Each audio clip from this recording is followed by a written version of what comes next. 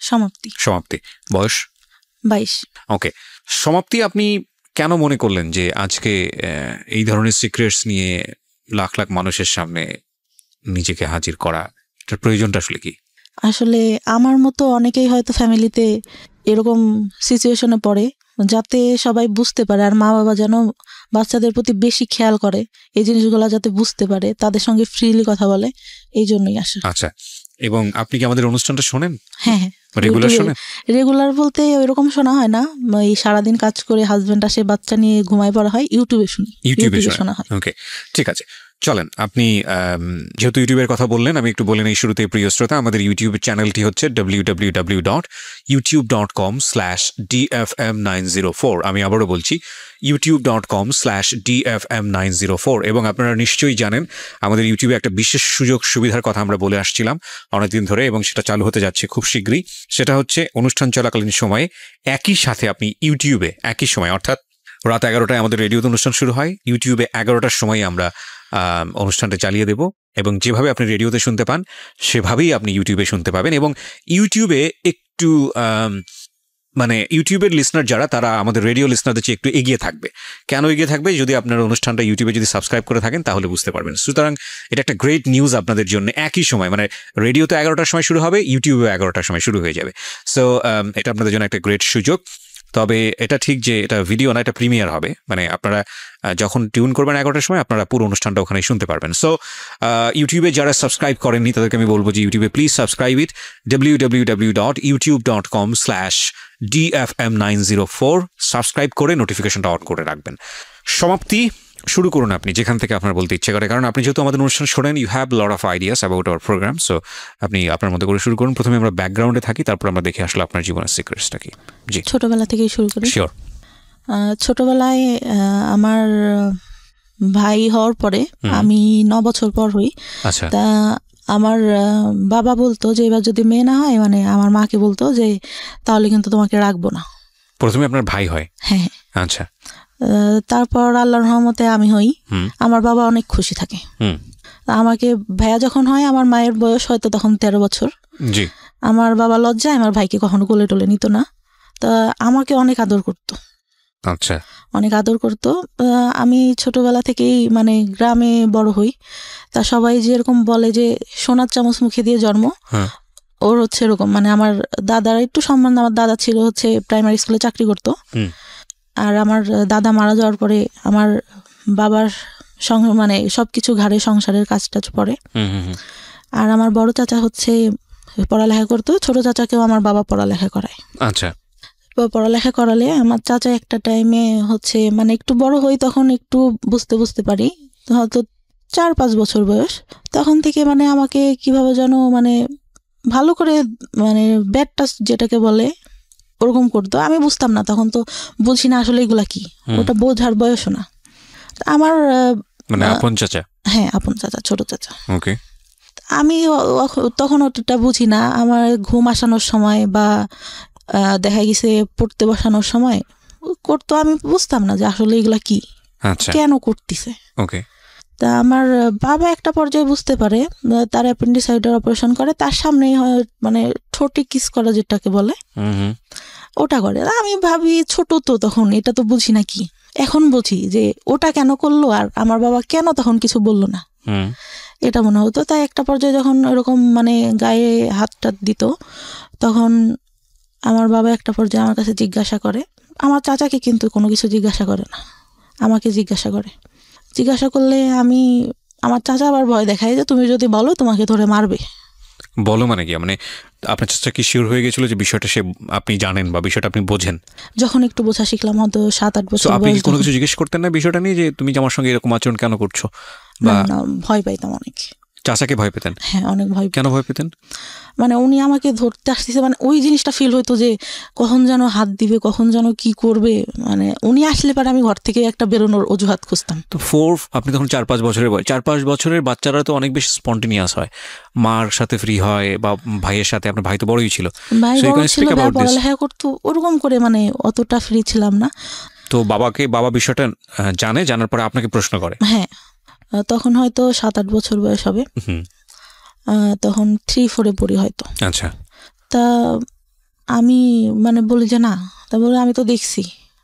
আমি বললাম, আমি তখন কথা বলি না কোনো। তাহলে আমি কিন্তু চাচার কাছে জিজ্ঞাসা করবো? আমি বলি যে সেটা তুমি জানো। তা সে জিজ্ঞাসা করে কিনা জানি না, আমার চাচা জিজ্ঞাসা করে তুমি কি তোমার আব্বুরে কিছু বলছো? আমি তখন আমার বাবা আবার বলে যে আমি তোরা জিজ্ঞাসা করছি, তুই এটা তোর চাচারে বলবি না। আমি বলি না, বলি নাই কিছু। আচ্ছা ঠিক আছে। রাতে ঘুমাই থাকতাম, আমার দাদির সঙ্গে শুইতাম। সে রাতে উঠে এসে আমার গায়ে মানে টাচ করতো। আপনার দাদির সঙ্গে আপনি ঘুমাতেন, চাচা এখানে থাকবে কেন? অন্য রুমে থাকতো, রাতে যখন সবাই ঘুমাই যেত তখন উঠে আসতো। তো ভয়ঙ্কর বিষয়গুলো। এবং আপনি কিছু বলতেন না? কি বলবো, কি মানে তখন তো এটা বুঝি না ভাইয়া, শুধু টাচ করতো। তো বাট আপনার তো ভয় লাগা উচিত। মানে আমি জানি না, প্রশ্নগুলো আমার আসছে বলে আমি করছি। আমি অতটুকু বয়সে যতটুকু সোরা পড়তাম, যতটুকু যার কাছ থেকে শুনছি যে এই দোয়া পড়লে রাতে কোনো খারাপ কিছু হবে না বা কোনো কিছু কেউ করতে পারবে না, আমি ওইটা পড়ে ঘুমাতাম যে হয়তো আজকে কিছু হবে না, কিন্তু সেই জিনিসটাই হতো। ওকে, আপনি বলেন। হ্যাঁ, আমার অনেক কথাই বলার আছে। আমি বহুবার বলেছি এবং আমি আবারও বলছি যে রেডিও ইন্ডাস্ট্রিতে আমি যেসব বিষয়গুলো নিয়ে কাজ করেছি লাস্ট 7 ইয়ার্স 10 ইয়ার্সে, তার মধ্যে এই যে চাইল্ড সেক্সুয়াল অ্যাবিউজ, এই অ্যাবিউজের উপরে যে যারা এরকম ঘটনার মুখোমুখি হয়েছেন তাদেরকে ফ্রন্টলাইনে নিয়ে এসে তাদেরকে স্পিক আউট করা, বলানো তাদের মুখ দিয়ে, এই সাহসটা আমি দুর্দান্তভাবে দেখিয়েছি। সেটার জন্য আমাকে নিয়ে অনেকে সমালোচনাও করেন, অনেক বাজে বাজে কথাও বলেন, অনলাইনে বলেছেনও। সেগুলো দিকে আমি কান তুলিনি এই কারণে অনেকে মনে করেন যে এই ধরনের কথা রেডিওতে আসা উচিত না। অনেকে মনে করে যে এটা এক ধরনের বেহায়াপনা। অনেকে মনে করে ঘরের কথা ঘরেতেই রেখে দেওয়া উচিত। আমি মনে করি এটা একটা ঘায়ের মতো, পচা ঘা, নোংরা একটা ঘা। এই ঘাটাকে যত বেশি ঢেকে রাখা হবে, এই ঘাটা তত বেশি ছড়াবে এবং এটা একসময় ক্যান্সার হয়ে যাবে। আমাদের এখন বলার যুগ। কোনো অন্যায় হলে আমরা স্পিক আউট করি এবং আমরা মনে করি এই স্পিক আউটটা একটা সময় অন্যায়টাকে ইরেজ করে দেবে। হ্যাঁ, অবশ্যই চাইল্ড সেক্সুয়াল অ্যাবিউজ এটা সারা দুনিয়াতেই, শুধু বাংলাদেশে না, সারা দুনিয়াতেই ভয়াবহ রকমের একটা প্রবলেম। আপনি কল্পনাও করতে পারবেন না একটা শিশু কার দ্বারা শারীরিকভাবে নির্যাতনের শিকার হতে পারে। সেটা ব্লাড কানেক্টেড থেকে শুরু করে ব্লাড কানেকশনের বাইরে বিভিন্নভাবে এগুলোকে বিভিন্নভাবে আমাদের সামনে এখন নিয়ে আসা হচ্ছে মানুষকে সচেতন করার জন্য। আমি বেস্ট বাংলাদেশের এখন পর্যন্ত যতগুলো এনজিও বা বিজ্ঞাপনী সংস্থা যাই বলেন এখন যারা কাজ করেছে, তার মধ্যে একটা লাইন আমার কাছে মনে হয়েছে, আমি অনেকবার বলেছি রেডিওতে, এখনও বলছি, যে বেস্ট মনে হয়েছে এটাকে স্টপ করার জন্য। সেটা হচ্ছে শিশুকে তার শরীরের সীমানা বোঝান।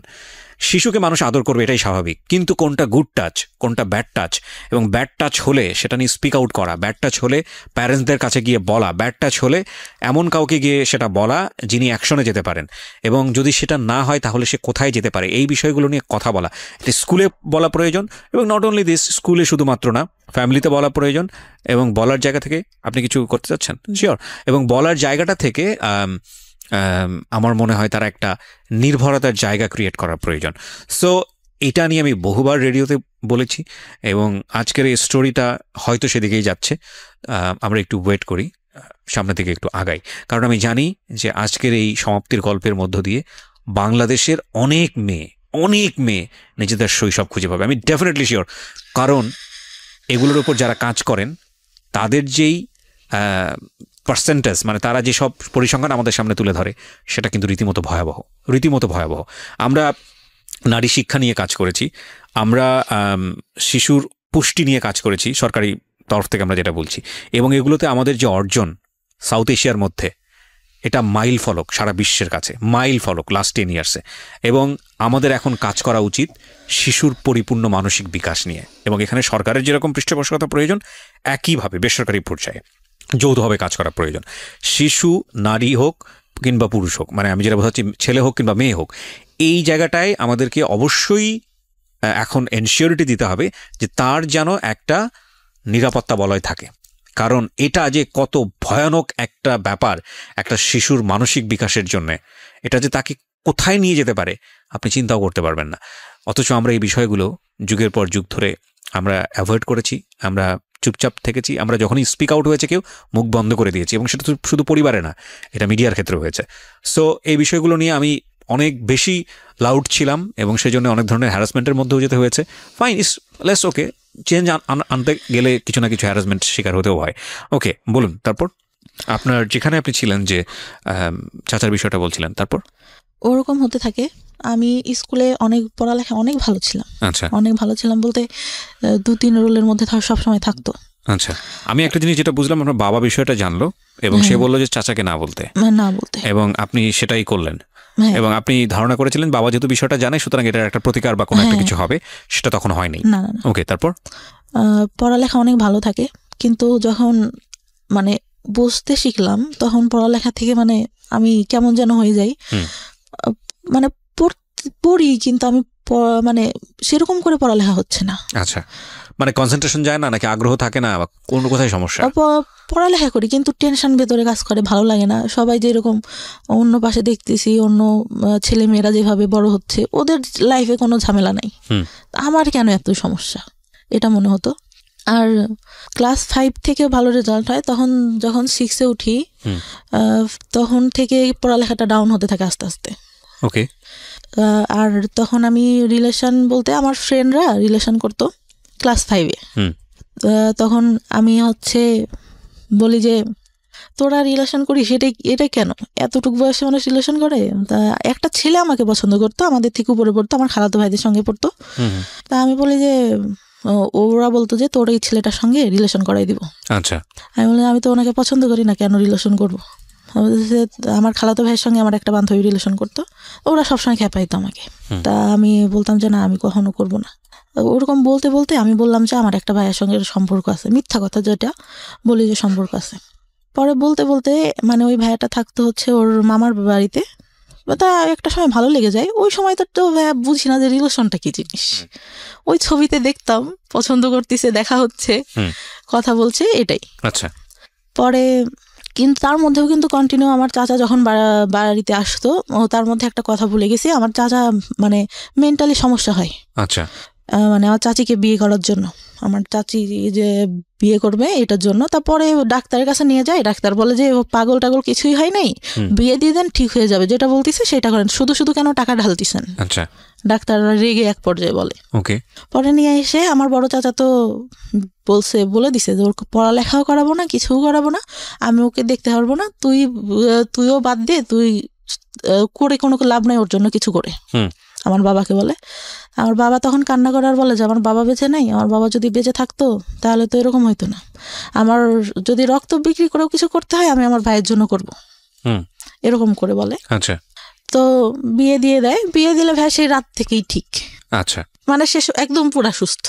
সে ওঠার পরে ওরকম রিলেশন হওয়ার পরে মানে একটা পর্যায়ে কি হয়, আমার বাড়ি থেকে জেনে যায়, আমার বাবা আমাকে ধরে অনেক মারে, রাতে মাঠে নিয়ে যেয়ে বাস আছে না, বাস দিয়ে অনেক মারে, আমার গায়ে একদম রক্ত জমায় যায়। ওকে। ওই সময়টা যদি বুঝাই বলতে ভাইয়া তাহলে তো বুঝতাম, তখন তো বুঝি না। পরে ভাইয়া তারপরে 6-এ ভালো একটা রেজাল্ট আসলো, আসার পরে 7 উঠলাম। ওরা পরে মানে অনেক রাগ হইতো আমার, যে কেন এরকম কেন করবে আমার সঙ্গে। ওকে। আর ছোটবেলা থেকে ভাই এমন করে মানুষ করছে আমাকে, আমি কখনো কোনো কিছু না চেয়ে আমার বাবার কাছে পাইনি। আচ্ছা। যখন যেটা চাইছি। পরে কি হয়, যখন একটু মানে 8-এ উঠলাম, জেএসসিতে অনেক খারাপ রেজাল্ট হয় ভাই, জেএসসিতে রেজাল্ট খারাপ হলো। তারপর থেকে যে রিলেশন করতাম, ওইটা থেকে আমার বাবার একটু রাগ। আর বাবার কথা কি বলবো, মানে বাবা তো বাবাই, জন্ম দিচ্ছে, মা বাবাই হয়। তো তখন থেকে তো আমার একটা ছেলের সাথে সম্পর্ক হয়, আমার মামা থাকে একটা, তিনি ডাক্তার ছিলেন, তার বোন, মানে দূর সম্পর্কে। আমার মা আর বাবার বাসা কাছাকাছি, ওই খালাতো ভাইটার সাথে সম্পর্ক ছিল। আমি ভাইয়া তখন মানে ওইটা বলতে গেলে বলা যায় যে ফার্স্ট লাভ ছিল, ক্লাস 9 থেকে। আচ্ছা। তো আমি অনেক মানে ওনার ইমোশনাল হয়ে যাই, ওই বয়সে যেটা হওয়ার কথা। আচ্ছা। পরে আমার বাসা থেকে জানতে পারে, আমার বাবা মেনে নেয় যে আচ্ছা ঠিক আছে, যদি তোমরা দুজন পছন্দ করো তাহলে ঠিক আছে, কিন্তু আমার মা মেনে নেয় না কখনো, মানে ছেলেটারে পছন্দ করতো না, পড়ালেখা ভালো ছিল না।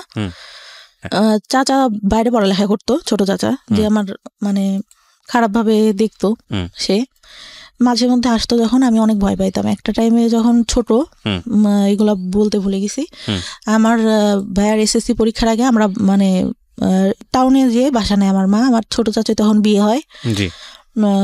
তখন মানে ভাইয়া পড়ালেখাতে একটু ডাউন ছিল, মানে ওর মেধাটা তো ভালো ছিল না। আচ্ছা।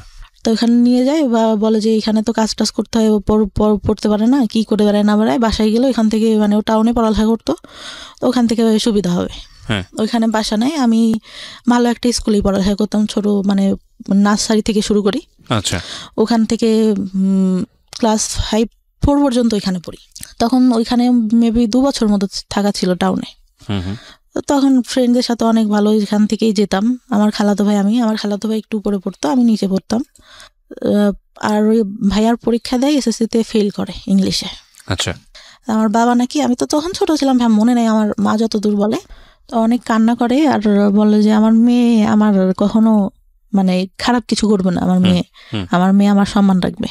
আমার ভাইয়ের একটা কি ছিল, ও আব্বু যখন থাকতো না, ও বসে বসে টিভি দেখতো, যে আব্বুর আসা শব্দ শুনতো, তখন আব্বুর বাইক ছিল, শব্দ শুনলে আস্তে করে টিভিটা বন্ধ করে পড়তে বসে যেত। আচ্ছা, তা আমার পড়ালেখা মোটামুটি ভালো ছিল, সবসময় 2-3-এর মধ্যে থাকতো রোলটা। আচ্ছা, আমার স্কুলে অনেক মানে ছাড়া অনেক ভালোবাসতো। ছোটবেলায় আমাকে নাকি বলতো যে, তখন বিএনপি সরকার, বলতো যে খালেদা জিয়ার নাতনি আছে না, ওকে ওর মতো লাগে। একটা স্যার তো খুব আদর করতো আমাকে, ওইভাবে মানে খুব ভালোবাসতো সবাই। আমার বান্ধবীদের মধ্যে সবাই বলতো যে অনেক সুন্দর দেখতো। আচ্ছা, বান্ধবীরাও অনেক মানে সবসময় ফার্স্ট বেঞ্চে বসা, সবার সাথে মজা করা। বড় হই আস্তে আস্তে, কিন্তু ওই যে চাচা যে ওইটা করতো, ওটা তো আর কারোর সঙ্গে আমি বলতে পারি না, জি, ওটা তো ভেতরেই থেকে যায়, খুব খারাপ লাগে। পরে যখন ওই ভাইয়া ফেল করার পরে বাসাটা ছেড়ে দেয়, বাসা ছেড়ে দিয়ে আবার বাড়িতে যখন আসলো, তখন আবার ওইটা বেড়ে গেল। আচ্ছা, বেড়ে গেল বলতে পরে যে বাবা একটা টাইমে দেখতে পারে, কিন্তু আমার বাবা কিন্তু একটা বার আমার চাচার কাছে জিজ্ঞাসা করে নাই যে ও তো তোর মেয়ের মতো, তুই কেন এগুলা করিস। সে তো তাকে বলবে, আমি তো ছোট, আমি তখন ভাই বুঝি না, আমাকে এটা জিজ্ঞাসা করে আর আমাকে নিষেধ করলে বা আমি কি করতাম।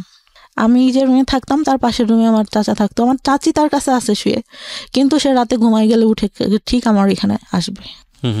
ভাইয়া অনেক কান্না করতাম, বিশ্বাস করবেন না, আর চুল টানতাম, হাতে কাটতাম, করতাম, খুব যখন খারাপ লাগতো নিজের গায়ে নিজে খামচাতাম, অনেক কষ্ট হইতো। আর তখন পড়ালেখা মানে অঙ্কটা আমি খুব খারাপ পারতাম, অঙ্কটা ভালো হতো না। আমার চাচা পড়াইতে বসানোর মধ্যে আমার মা তো ভাবতেছে তো মনে হয় পড়াচ্ছি, পড়তে বসায় ভাইয়া মানে সবসময় হাত গায়ে দিতেই থাকতো আপনার চাচা। জি, পড়ার পরে চাচার পড়ালেখা শেষ হয়, তখন আমি ক্লাস 5-এ আমার চাচার পড়ালেখা শেষ হয়ে উনি একটা জব পাই টাউনে, আমরা যেখানে থাকতাম সেখানে সরকারি ইয়াতেই। তো দিলে ওটা বেতন বেশি ছিল না, চাচার সঙ্গে আমার আবার গার্লস স্কুলে ভর্তি করে দেয়। ওই সময় যে বললাম না একটা ছেলের সাথে সম্পর্ক, এটা জানার পর আমার গার্লস স্কুলে দিয়ে দেয়। জি, গার্লস স্কুলে দিয়ে দিলে ওই ছেলেটার সঙ্গে আমি আর পরে কথাটা তো বলি না, নিজের থেকেই বাদ দিয়ে দিই, যে মারতিছে আমাকে ধরে, মার খাবো আর কি পড়ালেখা হচ্ছে না, বাদ দিয়ে দিলাম। পরে 6-এ ওইখানে আমার চাচাই সঙ্গে করে নিয়ে যেত। আচ্ছা, নিয়ে যেত। স্কুল শেষে খালার বাসায় আসতাম, আমার খালার বাসা ওইখানে ছিল।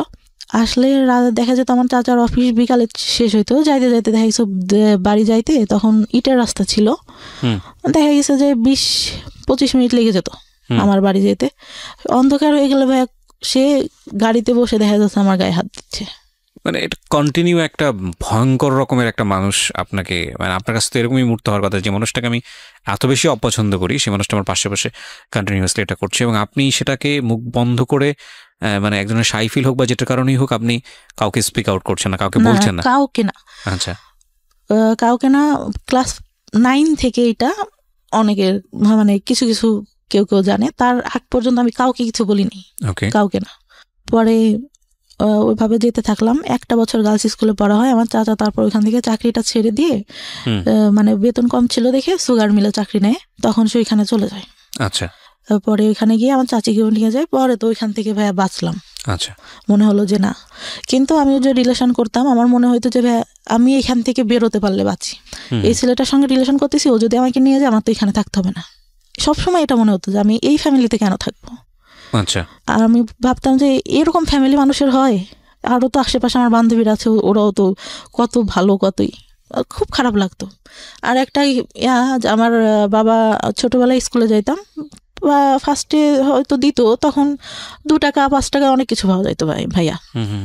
তাই কি হয়, আমার বান্ধবীরা একটু ভালো ফ্যামিলি ছিল, আমার বাবা মানে আমাদেরও ভালো ফ্যামিলি, কিন্তু আব্বু ওইভাবে টাকা দিতে চাইতো না।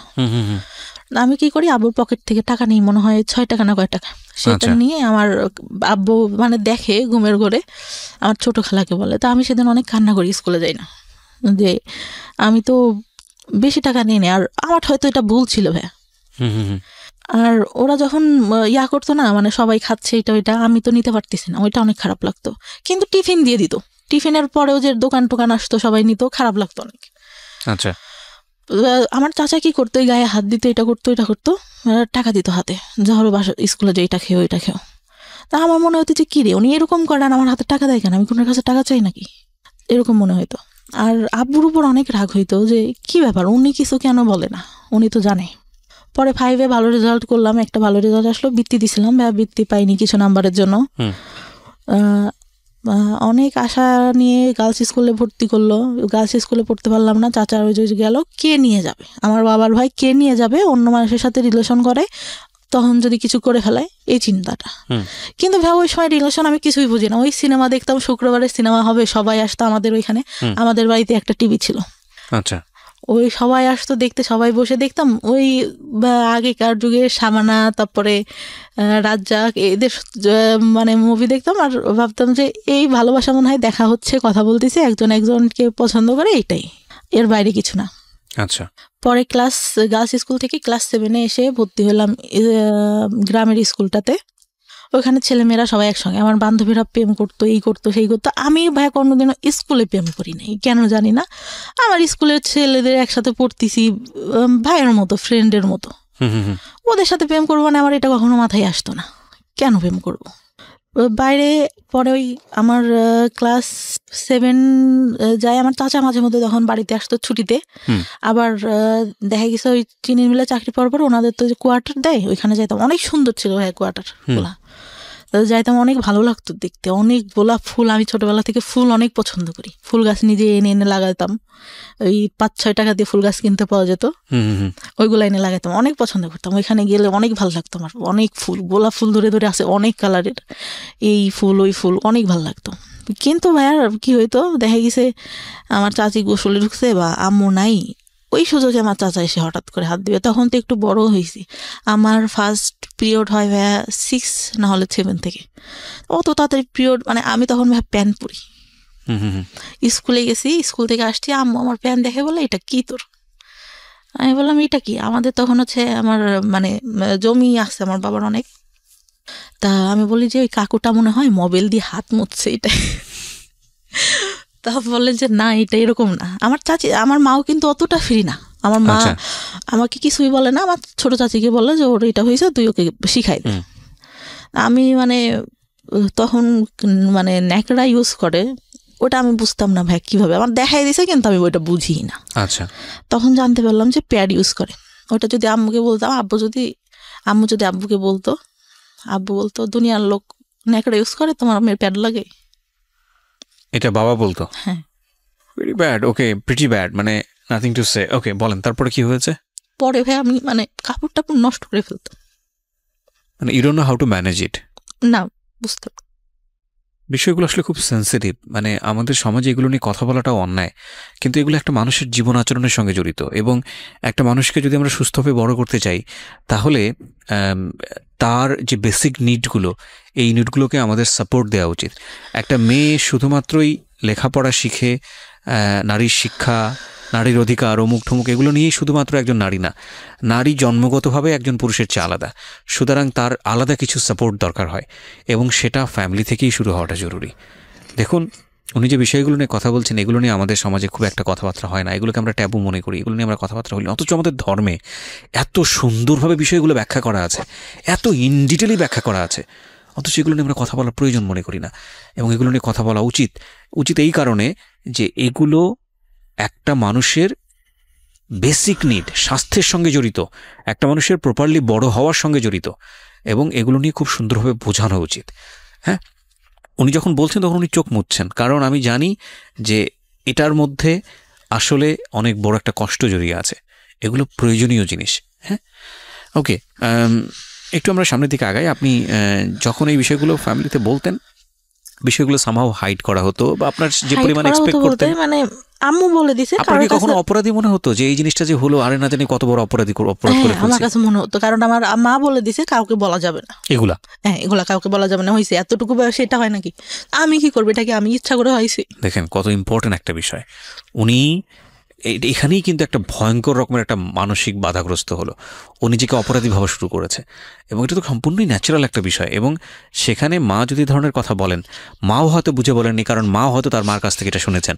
বংশ পরম্পরায় এই ধরনের ভুল শিক্ষা আমরা ক্যারি করে বেড়াচ্ছি, এবং এই সময়টাতে এই যে এই কথাটা, এটা হয়তো উনি কোনো কিছু মনে করেই বলেননি, কিন্তু এটা যে শিশুর মানসিক বিকাশের ক্ষেত্রে অনেক বড় একটা বাধা হতে পারে, এটা কিন্তু আমাদের মাথায় রাখতে হবে, এবং এই ব্যবহারগুলো করা যাবে না শিশুর সঙ্গে। হ্যাঁ, বলুন। তারপর আমার চাচিকে বলে, আমার চাচি কি করে, সারা এলাকা ধরে এর কাছে যে গল্প করে, ওর কাছে যে গল্প করে, সবার কাছে ছাড়া এই বিষয়গুলো নিয়ে। আচ্ছা, পরে কি হয়, মানে কেউ দেখলে হাসে, আমার তো ওইটা অনেক খারাপ লাগে যে কেন হাসতেছে বা এটা কেন। পরে আমরা 3টা বান্ধবী ছিলাম। বান্ধবী বলতে একটা ছিল আমার থেকে বয়সে 2 বছরের বড় হবে, কিন্তু একসঙ্গে পড়তো, পড়ালেখাটা অত ভালো ছিল না। 3জন একসাথে বেড়াতাম। আমার পাশে আর একটা চাচা ছিল, সে আবার কি করতো, আমাদের 3জনকে দেখে ওরকম 3জনের সঙ্গেই। আমার খারাপ লাগতো, কি ব্যাপার, আমার সঙ্গেই কেন এরকম হচ্ছে, আমি কেন। আর আমি ছোটবেলা থেকে যেরকম দেখতেছেন অতটাই ছিলাম না, কিন্তু লম্বা হাইটে যারা 2-3 বছরের বড় তাদের থেকে লম্বা ছিলাম। তো ওরা মানে আমার দিকে সবার নজর, কেন জানি না। আর মানে সবাই বলে যে বড় হওয়ার পরে যতটুকু জানছি, আমার যে বললাম শেষে লাস্ট যে বয়ফ্রেন্ডের সাথে সম্পর্ক ছিল, আমাদের গোষ্ঠী আর ওদের গোষ্ঠী আলাদা, একই এলাকাতে। ওরা বলা বলি করতো যে তোমাদের গোষ্ঠীর মানে লোকদের ইয়াটাই খারাপ, সবাই একই রকম। মানে এটা সত্যি কথা ভাই, প্রত্যেকটা লোক, মানে যতদূর জানি, এখন যতদূর জানছি, পাশের একটা চাচা, আমার দাদারা ছিল 3 ভাই, তার ছেলে, বড় দাদার যে ছেলেগুলা, ঠিক আছে, এগুলো বলা বলি করতে হবে, আপনি এত ইনডিটেইলি জানেন না, হয়তো বিষয়গুলো নিয়ে আমরা আসলে বলতে পারবো না। হ্যাঁ, খারাপ ছিল, যাই হোক, এই সম্পর্কে লোকজন আজে বাজে কথা বলতো, এটুকুই এনাফ। ওকে, তারপর মানে বলতো গোষ্ঠীটাই ভালো না, গোষ্ঠীর লোকজনই ভালো না, এরকম বলতো। তারপর ওরকম হওয়ার পরে আমার যখন ওইরকম হলো, পরে আমি তো খেললে ওই যদি চাচাকে দেখতাম, ভয় দিতে ওইখান থেকে সরে যেতাম। আচ্ছা, যে কি করবে, আবার ডাকবে কিনা। আচ্ছা, সবাই গাছ উঠতে পারতো, আমি গাছ উঠতে পারতাম না, আমার খুব আফসোস লাগতো। ছোট একটা গাছ ছিল, এটা উঠতে পারতাম, তাছাড়া উঠতে পারতাম না। আর সবাই মানে আমাদের ফ্যামিলিটা যেহেতু সব ইয়ার থেকে একটু ভালো ছিল, সবাই আমাদের ওইখানে আসতো। আর আমার বাবা এইটা ওইটা কিনে দিত, খাইতাম। তা সবাই ওইটার জন্য আসতো, মানে আমাকে সবাই খেলবে। আর এত বোকা ছিলাম ভাই, বিশ্বাস করবেন না, ভালোটা সবাইকে দিয়ে দিতাম, নিজে না খেয়ে। এখন পর্যন্ত এই অভ্যাসটা আছে। তা যখন 6 থেকে গার্লস স্কুল থেকে 7 আবার এখানে এসে ভর্তি হলাম, বান্ধবীরা প্রেম করে, এই করে সেই করে, আমার খুব খারাপ লাগে। স্কুলে কেন এটা করবো, আবার স্যাররা দেখা যাচ্ছে ওইটা নিয়ে খারাপ কথা বলতেছে, খারাপ লাগে। তারপরে আমি স্কুলে যাই, যখন পিরিয়ড হইতো তখন স্কুলে যাইতাম না ভাইয়া, কারণ আমি ক্যারি করতে পারি না, ওইটা আমি কাপড় নোংরা করে ফেলতেছি। আচ্ছা, এই সময় আপনার মা আপনাকে কোনো সাপোর্ট দিত না? না, মা টাকা পাবে কোত্থেকে, মা ওই যে হাঁস মুরগি একটু পালতো, ওইটা দিয়ে দেখা গেছে এইটা ওইটা করতেছে সংসারে। আমার বাবা কেমন ছিল, এই বাজার করতেছে, এই করতেছে, লোকজন আসতেছে, আহামরি কেনা কিনতেছে, কিন্তু সংসারে কি দরকার হইলো শৌকেস, ওটা নিয়ে তোর কোনো মাথা। তখন বুঝি, তখন আসলে ওইটা মাথার মধ্যে কাজ করে যে এইটা কি করতেছে আমার সঙ্গে, কেন। তখনও কিছু বলতে পারি না। 8 থেকে রেজাল্ট খারাপ হলো, চাচারা তো ওই যে মাঝে মধ্যে আসতো। 9-এ যখন উঠি, তখন আমার ওই যে খালাতো ভাই আছে একটা, মানে চাচতো মামার বোনের ছেলে, ওর সঙ্গে আমার রিলেশন হয়। তো রিলেশন হলে একটা পর্যায়ে মানে চলতে থাকে, আমি অনেক সিরিয়াস হয়ে যাই। তা আমি বলতাম, ভাই আপনি কি সিরিয়াস, আপনি করে বলতাম তখনও। তা বলতো সিরিয়াস ছিলাম না, এখন হই। তা আমার মানে অনেকের কাছে আমি নাম্বার দিই, আমার বড় আপুরা যারা ছিল, বলতাম যে পরিচয় না দিয়ে কথা বলবা, দেখবা যে আসলে আমাকে ভালোবাসে না, তোমাদের সাথে কথা বলতে চাই। ভাই কি করতো, ওরা যেই ফোন দিত, ও কথা বলে দেখা করার জন্য পাগল হয়ে যেত। আচ্ছা, যে আমি তোমার একবার দেখবো, তুমি এখানে দেখা করো। পরে বয়ফ্রেন্ডের যখন দেখলাম যে উনি আমার প্রতি সিরিয়াস না, অনেক মেয়ের সঙ্গেই কথা বলে, এর সাথে সম্পর্ক করতেছে, ওর সাথে যে ফোন দেয় তার সঙ্গেই, একটা পর্যায়ে আমি কি করলাম, নিজের থেকে বাদ দিয়ে দিলাম। হ্যাঁ, বাদ দেওয়ার পরে কিন্তু এতটা মানে করি, আমি ঘুমের ওষুধ খাইতাম, আমার ঘুম আসতো না, ঘুমের ওষুধ খাইতাম। আর খুব খারাপ লাগতো। তার মধ্যে আবার যে মাঝে মাঝে চাচা আসতো, তাই কি হয় একটা বার আমার মা বলে যে তুই ওর সাথে সম্পর্ক করিস, আমি তো বলছি যে তুই ওর সাথে কথা বলার দরকার নেই। আমার দাদির ফোন ছিল, দাদির ফোন দিয়ে কথা বলতাম। পরে আমি কি করে বলো যে তোর বাবার কাছে বলবো, বাবা তো জানতো কিন্তু মানে কি বলবে, আমি অনেক ভয় পেয়ে যাই। আচ্ছা, ভয় পেয়ে যায় যে আমার চাচা এরকম এরকম, এইটাই তো কিছু বলে না, আবার এইটা নিয়ে দেখা গেলো কি বলবে। আমার মায়ের আবার একটা সমস্যা ছিল, কিছু হইলে আমার বাবাকে বলতো। আচ্ছা, আমি একবারে 40টা ঘুমের ওষুধ খাই ওই ক্লাস 9-এ থাকা অবস্থায়। ক্লাস 9-এ থাকা অবস্থায়। মানে কি আপনার প্ল্যান ছিল যে আপনি সুইসাইড করবেন? সুইসাইড করবো। ওকে। খেলে ভাইয়া তখন মানে আমার পরীক্ষা তার 2 দিন পর। আচ্ছা, ক্লাস 9-এর পরে আমি মানে দরজাটা যে লাগাবো আমার এটা মনে নেই, আমি বিছানার উপর দিয়ে শুয়েছি ভাই, আমি মানে ঘুমাই গেছি নাকি আমি জানি না, কিছু বলতে পারি না। পরে নাকি যতদূর শুনছি, আমার যতদূর আমাদের এই কাজের ছেলেটা আম্মু যতদূর বলছে, আমার বাবা উঠাই নিয়ে আসে। শুধু আমার মনে আছে আমার বাবা আমাকে মারছে, এতটুকু মনে আছে, যে অনেকগুলা থাপ্পড় মারে আমার মুখে। ওকে। মানে ঘুমের মধ্যে আমার শুধু অতটুকুই স্মরণ আছে। আমি নাকি অনেক বমি করি ভাইয়া। আচ্ছা, বমি করি, আমার 4-5 দিন পর্যন্ত কোনো ইয়া ছিল না, আমি জামাটা চেঞ্জ করবো এটাও করতে পারতাম না। গোসল খাওয়া সব আম্মার দাদি ধরে করাইতো। ওকে। পরে আমার বয়ফ্রেন্ডটার সাথে ইয়া হয়ে যাওয়ার পর ক্লাস 10-এ যখন উঠলাম, আমি 9 থেকে অঙ্কে অনেক খারাপ রেজাল্ট করি। অঙ্কে মানে 10-এ টুনে মনে হয় 34 না কত পেয়ে পাশ করি।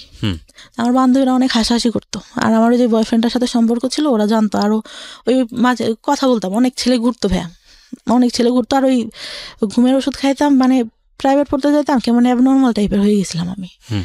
পড়াচ্ছি মানে আমার কোনো খেয়াল নেই। স্যার বলতে যে কী ব্যাপার তুমি খেয়াল করো না কেন, দেখলে তো পারো, অনেক ভালো পারো, দেখো না কেন। স্যার বলেন আমি বাসায় যেয়ে দেখবো। স্যারটা অনেক আদর করতো।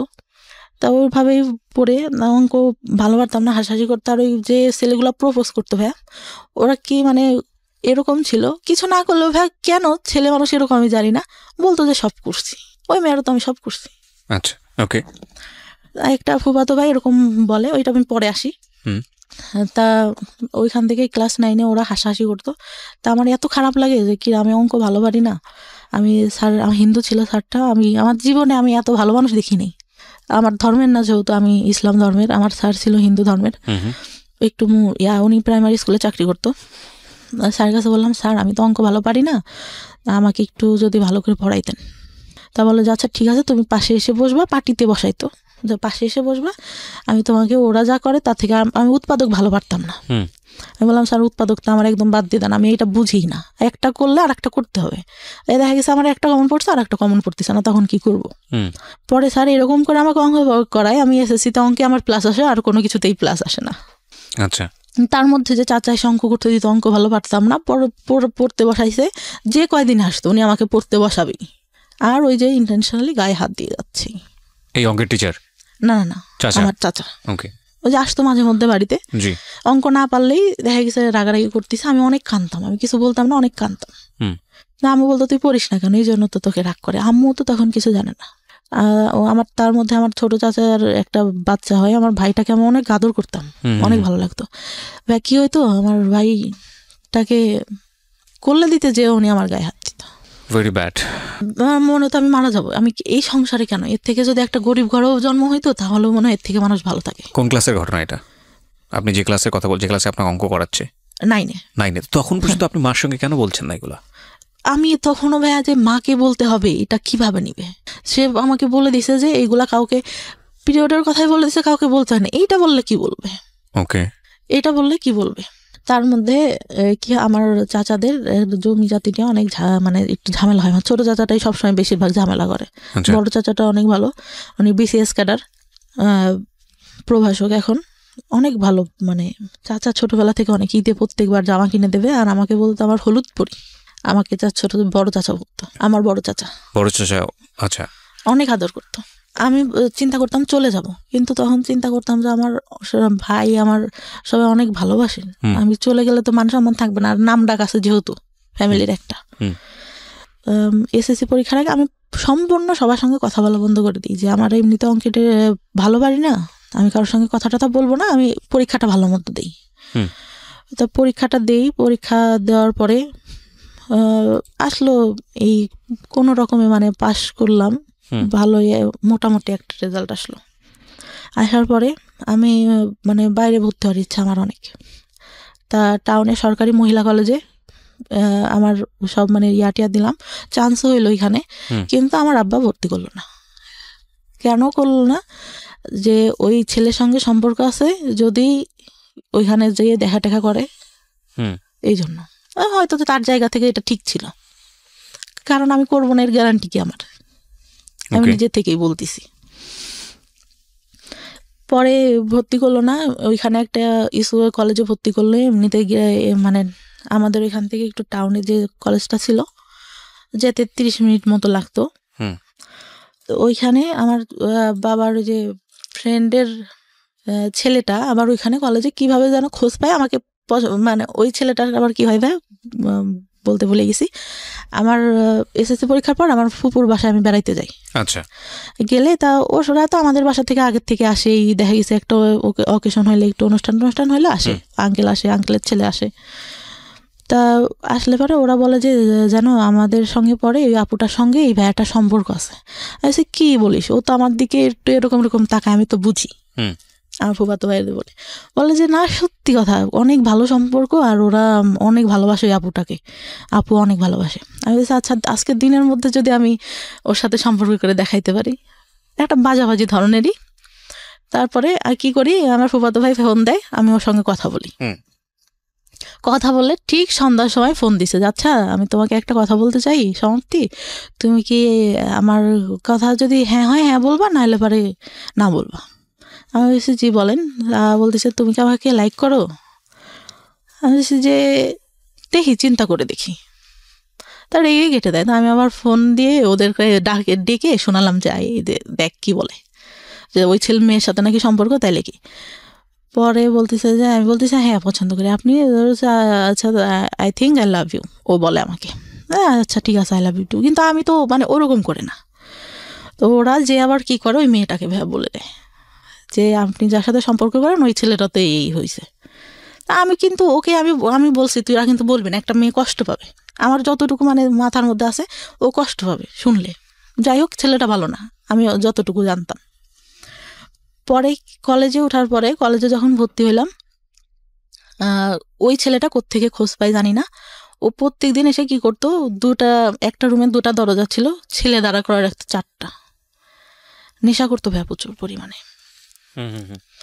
একটা পর্যায়ে ওর বাবা মানে টাকা পয়সা দেওয়া বন্ধ করে দেয়। ওর পুরা মানে আমার সাথে দেখা করার যে আব্বু টাকা দিত, আমার কাছে থাকতো, এতটুকু ধারণা তো আছে। ও ব্যাগের থেকে টাকা নিয়ে নিত হাত দিয়ে জোর করে নিয়ে, এরকম করতো।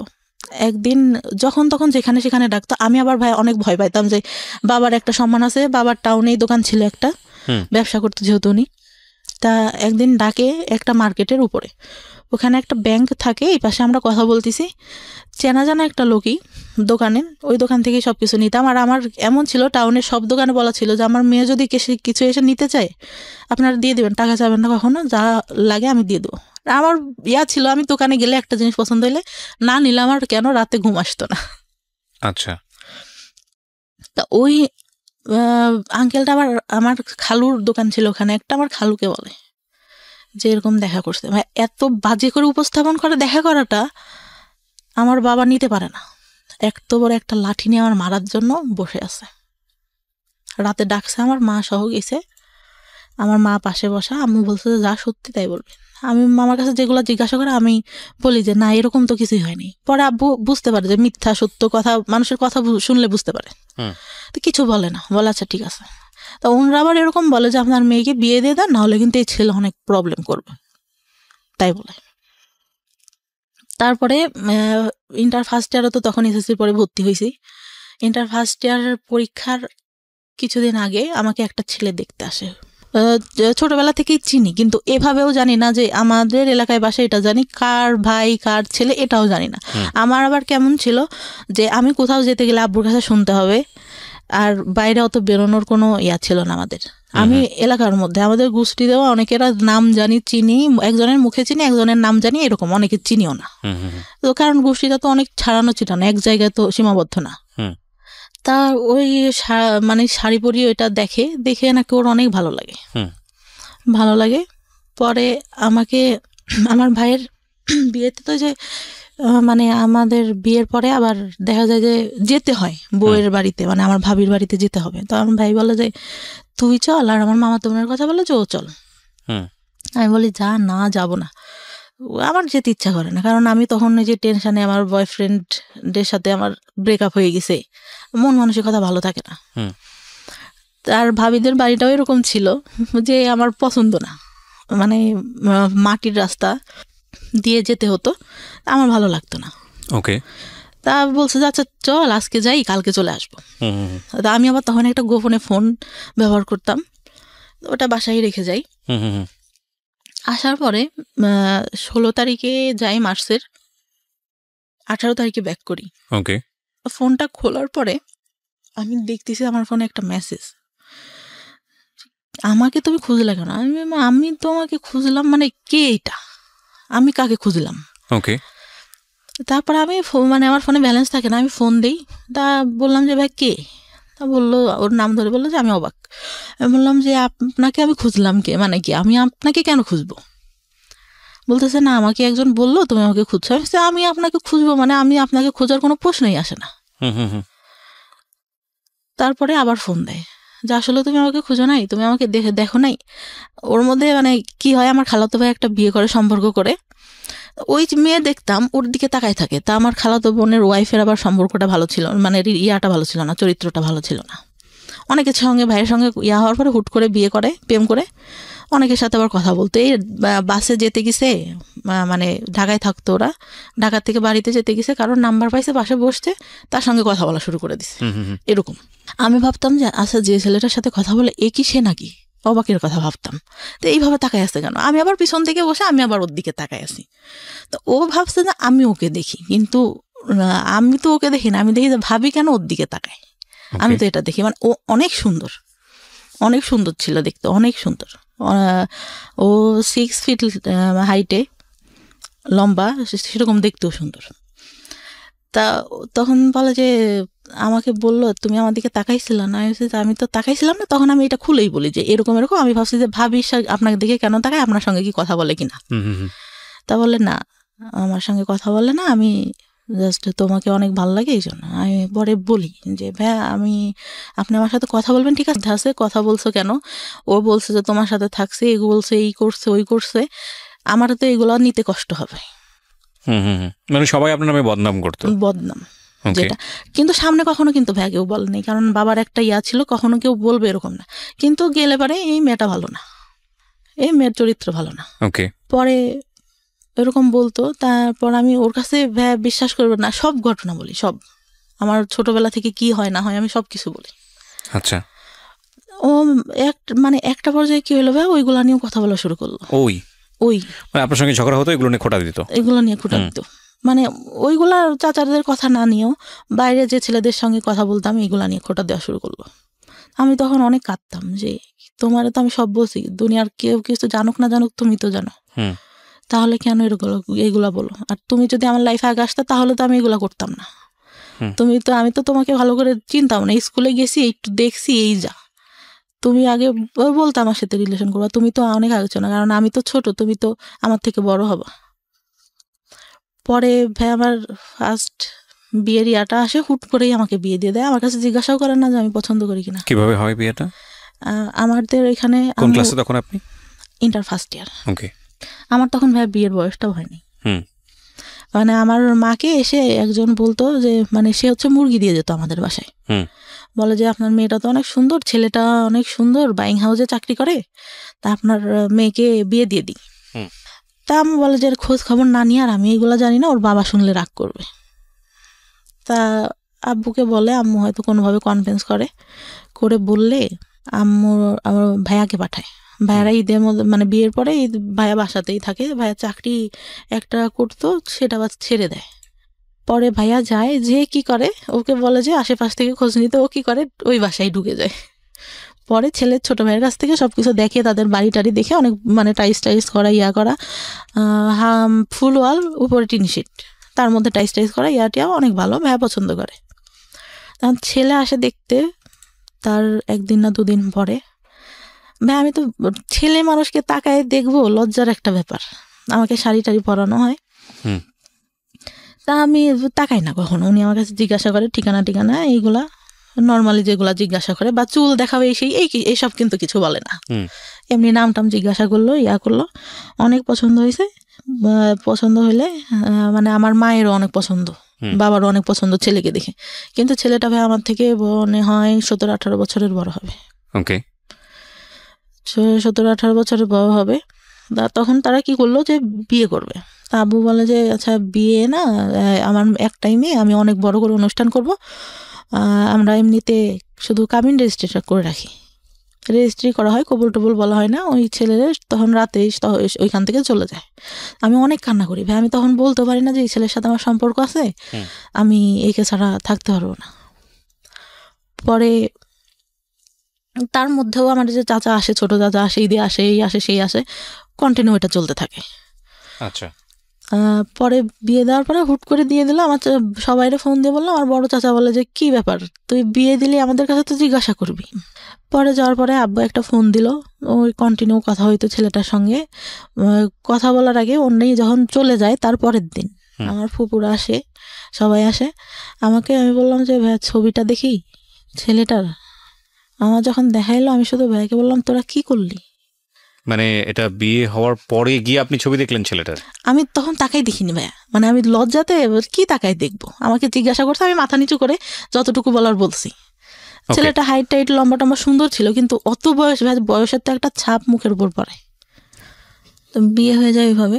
আমি সেদিন আমার যার সাথে সম্পর্ক ছিল ওকে ফোন দিয়ে আমি অনেক কান্না করি। ঈদের পরে ও বাড়িতেই ছিল, ঢাকায় পড়ালেখা করতো। ও শুধু বলে যে যা হবার হয়ে গেছে, এখন আমি কি করবো। আমি তো মানে আমার ভাইয়ের সাথে ওর আবার অনেক ভালো সম্পর্ক ছিল। আমি তো ভাইয়াকে ফোন দিছিলাম যে ভাই কি করেন। এখন ভাইয়া তো আর আমাদের সম্পর্কের কথা জানে না, হয়তো অনেকের কাছ থেকে শুনতে পারে, তাছাড়া তো আর কিছু জানে না। বললো যে ওকে দেখতে আসছে, হয়তো বিয়ে হয়ে যাবে, আমি বাড়িতে। তা বলতেছে ও নাকি জিজ্ঞাসা করে আমাকে, যত দূরও বলে যে খোঁজ খবর নিছেন কি করে ছেলে, যে হ্যাঁ ভালোই। বলতেছে এরকম হুট করে কি বিয়ে দেওয়া ঠিক? ওনাকে এই কথাটা বলে আমাকে বলে যত দূর। এখন ও বলছে কি না দেওয়া আমি সঠিক জানি না। অনেক কান্নাকাটি করি, করলে রাতে যে কাবিন রেজিস্ট্রি হওয়ার পরে ওনারা তো চলে গেল। পরে আমার সাথে কথা হইতো কিন্তু আমি নিতে পারতাম না। পরে মানে যখন কথা টথা হইতো, উনি একটা পর্যায়ে বলে যে আচ্ছা আমাদের তো শুধু কাবিন রেজিস্ট্রি হয়েছে, তুমি ফোনে কবুল বলো আমিও বলি, মানে আমাদের তো তাহলে বিয়ে হয়ে গেল। কে বলছে এটা? মানে আমার যার সঙ্গে কাবিন রেজিস্ট্রি হয়। আচ্ছা আচ্ছা, ওকে। আমি বলতেছি কেন বলবো, যখন কাবিন মানে কবুল বলতে হবে তখন তো বলবোই, তখন তো সবাই থাকবে। ফোনে বলে শুধু শুধু কি দরকার, কাবিন রেজিস্ট্রি তো হয়েছেই। তো বলতেছে বলো, তাহলে তো আমরা স্বামী স্ত্রী হয়ে গেলাম। তো উনি বলে 3 বার বলে, আমি বলি না, মানে আমার মনের মধ্যে যেন কেমন একটা লাগে যে কি ফোনে কেন বলবো।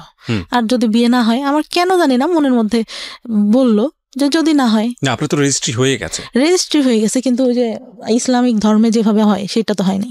আচ্ছা, আমরা তো ধর্মে বুঝি যে মানে কাবিন রেজিস্ট্রি হলে তো বিয়ে হচ্ছে না, আমাদের কবুল বলতে হবে 3 বার, আমাদের হাদিসে যতটুকু বলা আছে। আচ্ছা, ওটা তো হয়নি। যদি না হয়, মানে আমার ওই চিন্তাটা মাথার মধ্যে। আমি তখন স্টিল আমার বয়ফ্রেন্ডে লাভ করি। পরে আমার বয়ফ্রেন্ডটা মাঝে মধ্যে ঢাকা থেকে আসতো। তারপরে একটা পর্যায়ে মানে এতটাই হয়ে যায়, ফিজিক্যাল রিলেশন হয় আমাদের মধ্যে। মানে বয়ফ্রেন্ডের সঙ্গে? হ্যাঁ, বয়ফ্রেন্ডের সঙ্গে। ওকে, বয়ফ্রেন্ডের সঙ্গে ফিজিক্যাল রিলেশন হয়। পরে মানে ও কন্টিনিউ আমার বাসায় আসতে থাকে, রাতে আসতে থাকে, এরকম হয়। পরে মানে ফিজিক্যাল রিলেশন হলে আমি মানে ফার্স্ট, তার আগে তো বলছি যে একটা বয়ফ্রেন্ডের সঙ্গে হয়। তো ওই টাইমটাতে ও বলতো যে ওই বয়ফ্রেন্ডটার কথাও জানতো যে তুমি এইগুলা করছো। আবার ওই যে বললাম যারা পিছনে ঘুরতো ওরা ওই বাজে কথা বলতো, না করলেও বলতো।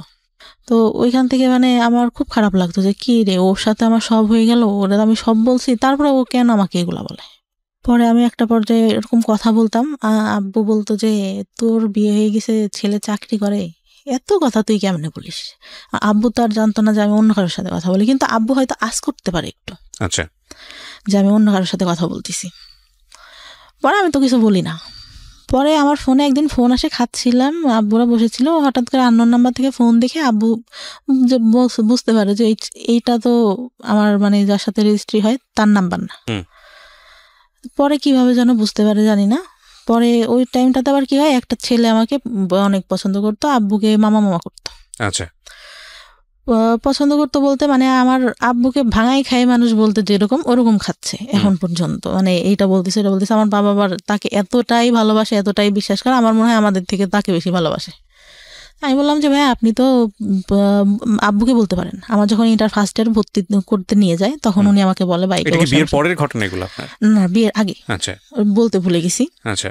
পরে উনি বলে, আমি বলি যে আপনার মামাকে বললেই তো পারেন, আপনার মামা তো আপনাকে অনেক ভালোবাসে, আমাদের তো তাহলে বিয়ে দিয়ে দেবে, আমার বলার কি আছে? বলছে আমি বলবো কিভাবে, তুই বল। আমি কি এতই বেহায়া যে আমি আমার বাবাকে যে বলবো যে আপনার সাথে বিয়ে দিক? আর আপনি মানে আমি এরকম করেই বলি যে আমি হয়ে দেখতেছি আপনাকে এরকম। আপনার গার্লফ্রেন্ড ছিল আমার ছোট চাচির সঙ্গে পড়তো, ওনার গার্লফ্রেন্ডটা, আপনার গার্লফ্রেন্ড আমার ছোট চাচির সাথে পড়ে। আমি যখন ছোট তখন থেকে দেখতেছি, আমি হয়ে আমার বুদ্ধি হওয়ার পর থেকে আপনি এরকম, আপনাকে কেন বিয়ে করবো? তো কথায় কথা বলে তুই তো তাহলে প্রেম করিস নি। আসি প্রেম করি না করে এটা কোনো কথা না, আমার মা বাবা যার সাথে দেবে তার সাথেই আমি থাকবো। পরে ভাই কি করে, বিয়েটা হওয়ার পরে উনি কি করলো, ওই ভাইয়াটাই মানে কার কাছ থেকে খোঁজ খবর নিতে জানি না, তাদের জমি জায়গা নাই, হ্যান নাই তেন নেই, এসব বলে বিয়েটা 5 মাসের মাথায় ভেঙে দেয়। মানে আপনার যে রেজিস্ট্রি হয়েছিল সেই বিয়েটা ভেঙে দেয়। আচ্ছা। তা আব্বু ওই বয়ফ্রেন্ডটার কথা জানতে পারে এক পর্যায়ে। আমি বলি আব্বুর কাছে বিয়েটা ভাঙার আগে, তা বলে যে তাহলে বিয়েটা ভেঙে দিয়ে ওর সাথেই তোর বিয়ে দেবো, এরকম করে বলে। কিন্তু ভাইয়া কি করলো, বিয়ে ভাঙার পরে ওই ছেলের সঙ্গে আমাকে বিয়ে দেবে না, অন্য জায়গায় বিয়ে দেবে, এই ছেলের সাথেও দিবে। আচ্ছা। আমি আমার বয়ফ্রেন্ডের কাছে বললাম। বয়ফ্রেন্ড তখন কি করতো, পেশায় কি ছিল? কিছুই করে না, পড়ালেখা করতো। আচ্ছা, ইঞ্জিনিয়ারিং পড়তেছিল। তা ও বলে যে আমি তো চাকরি বাকরি করি না, আর আমার মা মেনে নিবে না, তোমার বিয়ে ভেঙে দিছে, এটা জানলে তো আমার মা নিবেই না। আসলে ভাই কথাটা ছিল হচ্ছে আমার যতটুকু দরকার ছিল ও তো আমার কাছ থেকে পাইছে, আমাকে কেন বিয়ে করবে, আমার যতটুকু ধারণা এখন বুঝি। পরে আমি অনেক কান্না করতাম যে আমি আব্বুকে বললাম তোমার কথা, তুমি এখন এইগুলা কেন বলো? আমার পক্ষে সম্ভব না তোমাকে বিয়ে করা, আর তুমি আমার ফ্রেন্ডদের সাথেও কথা বলতা, এইগুলা তোমাকে নিয়ে যখন সংসার করবো তখন মনে পড়লে আমি এটা মেনে নিতে পারবো না। আচ্ছা, তাই বলে। পরে একটা পর্যায়ে কি হলো, আমি মানে কথা বলাটা আস্তে আস্তে বাদ দিয়ে দিলাম, আর খুব মনে পড়তো, মাঝে মধ্যে কান্নাকাটি করতাম। ও মানে ভাইয়া অকথ্য ভাষা আমাকে গালাগালি করতো। আপনার বয়ফ্রেন্ড? হ্যাঁ, এত বাজে বাজে কথা বকাবকি করতো ভাইয়া, আমি নিতে পারতাম না। অনেক কান্নাকাটি করতাম যে আমি তো তোমার আমার জীবনের এমন কোনো ঘটনা নাই যে বলি নাই, তুমি এগুলো কেন করতেছো? এগুলোর জন্য আসলে একটা ফ্যামিলি এডুকেশন প্রয়োজন হয়। মানে বিয়ের আগে ধরনের অনৈতিক সম্পর্কে না জড়ানো, বা শেয়ারিং এর জায়গা থেকে আসলে কতটুকু শেয়ার করব, যাকে শেয়ার করছি সে আসলে এতটুকু আস্থার জায়গা আছে কিনা। সো এগুলোর জন্য আসলে একটা ফ্যামিলি আন্ডারস্ট্যান্ডিং এর প্রয়োজন হয়, ফ্রেন্ডশিপের প্রয়োজন হয়, এবং একটা ফ্যামিলি এডুকেশনের প্রয়োজন হয়। আমার স্কুল জীবনে ভাই একটা বান্ধবী ছিল অনেক ভালো, ও ক্লাস 4 থেকে চলে যায়, তারপর থেকে আমার কোনো ভালো বান্ধবী জীবনে আসে নাই। রাইট, আপনি যে ভুলগুলো করেছেন আসলে ভুল করতে করতে শিখেছেন, তার আগে আপনি কেউ বলবে বুঝাবে এরকম কেউ ছিল না। রাইট। তো তারপরে কি হলো? পরে একটা পর্যায়ে এরকম বাদ দিতাম, আর আমি মাঝে মধ্যেই ফোন দিলে ওরকম বাজে বাজে কথা বলতো। পরে মানে ওই বিয়েটা ভেঙে গেলে আমি আবার আব্বুকে বললাম যে আচ্ছা যাই হয়েছে ও তো আমাকেই করবে না। আর আমি মানে চিন্তা করে দেখলাম, আব্বুকে বললাম যে ও বলতিছে এই কথাগুলা, তার থেকে বিয়ের পরে যদি অশান্তি করে তার থেকে এখন হয়তো বাদ দিয়ে দেওয়াই ভালো। ওই আগে আমার যে কাবিন রেজিস্টার হয় ওই ছেলেটা আবার মানে আমাকে খুব ভালোবাসতো, আর ওর বাবা আমাকে অনেক আদর করতো ভাই। মানে আমার মনে হলো যে আর একটা বাবা পাইছে আমার জীবনে, মানে এত ভালো লোকটা ছিল। মা ছাড়া কথা বলতো না আমার সঙ্গে কখনো, প্রত্যেকটা দিন আমি ফোন না দিলেও সে ফোন দিয়ে কথা বলতো। তা আমি একটা পর্যায়ে বললাম যে এতদিন কথা বলছি, আমার চাচাদের বললাম, আমার ফুপাদের বললাম যে আপনারা আব্বুকে দেখেন ম্যানেজ করতে পারেন কিনা, ওই ছেলের সঙ্গে আমি কথা বলি। তখনও মানে কাবিন রেজিস্ট্রি হয়েছিল ওই ছেলেটার সাথে। ও বলে যে আচ্ছা তোমার বাসা থেকে যদি দেয় আমি তোমাকে নিব, কারণ আমি তোমার অনেক ভালোবেসে ফেলছি। পরে করার পরে কি হয়, আব্বু রাজি হইলো, যাও ওদের বাসায় গেল, ছেলে বাসায় নাই। আমার চাচা ফুপা ফোন দেয়, ছেলে ফোন ধরে না। ওর সেদিন ওর ভাবিরা ওর মারাও নাকি ভালো ব্যবহার করে না, ওর বাবা শুধু ভালো করে কথা বলে। পরে আমার চাচারা এসে বললো যে ওই ছেলে বিয়ে করবে না, হয়তো বিয়ে করতে চেয়ে ভেঙে দিবে এরকম। আচ্ছা। পরে ওই ছেলেটা আবার ফোন দিয়ে চাচাদের বলে আচ্ছা আমি একটু বাইরে ছিলাম এই জন্য ফোন, তুই ফোন ধরতা, বাইরে ছিল আমাদের সামনে আসা নাই, ঠিক আছে। একটা কথা কি ভাইয়া, যেটা সত্যি কথা, ওই ছেলেটার অনেক বয়স ছিল, এই জন্য মূলত চাচাদের সামনে আসেনি। ও ভাবছে যে এত ছোট মেয়েকে আমি বিয়ে করছি, আমার সাথে হয়তো দেখার পরে দিবে না, এই জন্য সে ভয় সামনেই আসে নাই। আচ্ছা। আমি একদিন বিয়ের পরে যখন বিয়েটা ভাঙে নাই তখন বলি যে আপনার বয়স এত বেশি, আপনি আমাকে বিয়ে করলেন, আপনি তো দেখছেন আমি তো তখন তাকাই দেখি না, আপনি তো দেখছিলেন যে আমি তাকাইও দেখি নাই, আপনার কি এটা ঠিক হয়েছে? বলে আসলে এখন বুঝতেছি ঠিক হয় নাই, তারপরে তোমার কি মানে বিয়েটা ভেঙে দিব? হয়েছে না, মেয়েদের জীবনে একবারে আমাদের যে ফ্যামিলি যে স্ট্যাটাস ছোটবেলা থেকে দেখে আসতেছি, একটা মেয়ের বিয়ে ভেঙে গেলে পরে আর ভালো বিয়ে হয় না। ছেলেটা বয়স বেশি হলেও, যেটা সত্যি কথা আমার লাইফে দেখো টাকা ছিল না, সে গল্প দিছে যে আমার একটাই মেয়ে, অনেক বড় করে হ্যান করবো ত্যান করবো, কোনো কিছু করতে পারবে না, এইটা কারণ ছিল। পরে হুট করে ছোট চাচা নিয়ে আসে, যে আমাকে মানে ছোটবেলা থেকে ফিজিক্যালি টর্চার করতো, সে নিয়ে আসে। তা নিয়ে আসলে আমার বাবা বলে যে সব কাপড় কেন পরে আসিস, ভালো কাপড় পরতে পারিস না? বাসার উপর কি পরবার? আচ্ছা ভালো কাপড় পরতে, তা আমি মানে তখন একটু আন্দাজ হয় যে ভালো কাপড় কেন পরতে বলতেছে। তো নিয়ে আসলে ছেলেটা এত সুন্দর করে এত ভঙ্গিমায় কথা টথা বললো, আমাকে শাড়ি পরায় আবার সেই সামনে নিয়ে বসাইলো, সবকিছু জিজ্ঞাসা করলো। আমি ওনার ভঙ্গিমা দেখে, কথা বলা দেখে, দেখতে সুন্দর ছিল আমার, মানে ভালোই, মানে একটা বার তাকাইছিলাম, ভালোই লাগলো। এর থেকে একটু বয়সই হবে, তারপরও বয়সের ডিস্টেন্স আমাদের 15 বছর মতো। তা আমাকে পরে হচ্ছে ওদের বাসার থেকে দেখতে আসবে, এর মধ্যে ওই ছেলে আমাদের মানে সবকিছু, আমার বাবার সবকিছু খোঁজ নিছে এক রাতের মধ্যে, একদিনের মধ্যে। আর নেওয়ার পরে ওরা বাসার থেকে আসে, আমি আবার বলি যে আমার যে আগে একটা হয়েছিল, এটা কি বলা হয়েছে কিনা। আমার মাকে জিজ্ঞাসা করলাম যে আমি কিন্তু পরে এবার বিয়ের পরে সমস্যা হবে, এটা কিন্তু আমি মেনে নেব না। পরে ঘটককে বলে, ঘটক আবার বলে যে না, বলা হয়নি। তা বলে যে আচ্ছা তাহলে আমি বাবু বলে যে আচ্ছা বলো, যদি বললে যদি করলো, নাইলে নাই, বিয়ে করলে। পরে বিয়ে দেওয়া, ওনাকে বলছে, উনি সবার কাছে খোঁজ নিছে, কিন্তু সবাই তো জানে, যেহেতু ফ্যামিলিটা ভালো জানে, সবাই বলছে যে না উঠাই নাই, শুধু ওদের কাবিন রেজিস্ট্রি হয়েছিল। ছেলে বিয়ের আগে আসলো, ওদের বাসার থেকে সবাই আসলো, এসে ওর বাবা ও অনেকেই, মানে আমার তারপর ঈদের পরে ছিল, কোরবানি ঈদের পরে মেবি, ওই দুনিয়ার লোক এসে মনে হচ্ছে আমি একটা কার্টুন বসে আছি, আমাকে দেখতেছে। কি দেখতেছে, ছেলের নানা ছিল, আমার চুল ধরে ঘোমটা নামায়, এইটা ওইটা, আমার খুব বিরক্ত লাগছে। কি রে চুল ধরবে, এইটা কি চুল ধরার যুগ নাকি? 2015 সাল চিন্তা করেন, আমার চুল ধরে হাঁটা দেখতেছে, কেমন মেজাজটা গরম হতে পারে তখন। আমার খুব মেজাজ খারাপ হয়, আমি রেগে যখন বের করে দেয় আমি আসি, তা চলে আসি। আমার চাচাতো ভাইরা বলতেছে আপুর কি হয়েছে, আপু কেন রাগ করছে? আমার চাচাতো ভাই বড় চাচার ছেলে, আমার থেকে বয়সে ছোট, মানে আমাদের বাবা আগে বিয়ে করে তো, এই জন্য আমাকে অনেক ভালোবাসে, বুবু বলে ডাকে। বুবুর কেন রাগ করছে, বুবু কি হয়েছে, চুল কেন ধরে দেখলো, আমার হাঁটা কেন দেখলো, আমি কি নাকি, এরকম করে বলি। পরে তাদেরও পছন্দ হয়, বিয়ে পরে সেদিন বিয়ে পড়াই দিল একদম। আগেরটা ডিভোর্স হয়েছিল? হ্যাঁ, ডিভোর্স হয়ে গেছে, তার মনে হয় ভাইয়া 1 সপ্তাহের মাথায় আমার বিয়ে দিয়ে দিল। ডিভোর্স হলেও তো 3 মাস সময় লাগে, ওয়েট করতে হয়। হ্যাঁ, তো কি করলো, বিয়ে দিয়ে দিল। আর আব্বুর একটু ক্ষমতা ছিল, বললাম না, একটু পলিটিক্যালি ছিল, ওই জন্য কেউ আর কিছু বলে টলে নাই, করে নাই। কিন্তু ওই ছেলেরা নেওয়ার জন্য অনেক লোক দিয়ে খবর পাঠাইছে, ত্যান করছে, কিন্তু আমাদের এদিক থেকে কোনো কথা হয়নি। তা আমি একটা সময়, মানে আগের যে ছেলেটা ছিল, ওকে বলছিলাম যে তুমি যদি চাও আমি কিন্তু চলে আসবো, কিন্তু সে নাচরবান তো অনুষ্ঠান করতে হবে, হ্যান ত্যান এটা সেটা। আবার তাদের চিন্তা ছিল কিছু দেবে না। পরে এর সাথে বিয়ে হয়ে গেল, সেদিন বিয়েটা একদম পড়াই দিল। বিয়েটা পড়াই দেওয়ার পরে ছেলের কথার ভঙ্গিমা এটা সেটা, সে ডিপ্লোমা কমপ্লিট করছে, সে বললো যে আমি বিএসসি কমপ্লিট করছি। মিথ্যা কথাটা পুরাই বললো যে টাউনে জায়গা আছে ওইখানে বাড়ি করবো, এটাও পুরা মিথ্যা কথা। জায়গা কিছুই, মানে এমনিতে গ্রামে জায়গা জমি আল্লাহর রহমতে ভালো আছে, কিন্তু ওইগুলো মিথ্যা কথা। কারণ ওদের যে বাড়ি টাড়ি দেখলে তো বিয়ে দিবে না। আমার চাচা কিন্তু দেখে আসছে ভাই, কিন্তু সে মানে বাড়ি কেমন, এটা কেমন কিছুই বলে নাই। বলছে ভাই ছেলে ভালো চাকরি করে, ভালো দেখতে, বাড়ি জমি জায়গা যা আছে অনেক ভালো।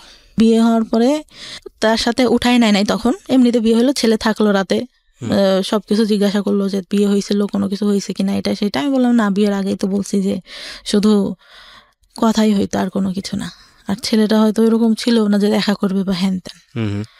পরে সারা রাত গল্প টল্প করলাম, করার পরে